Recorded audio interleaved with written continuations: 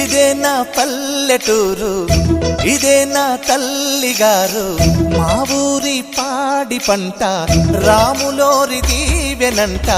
తల్లి గోదావరి నీళ్ళు కడిగే సీతమ్మ పాదాలు, ఊరంతా హాయ్ హాయ్ హాయ్, మనసంతా హాయ్ హాయ్ హాయ్.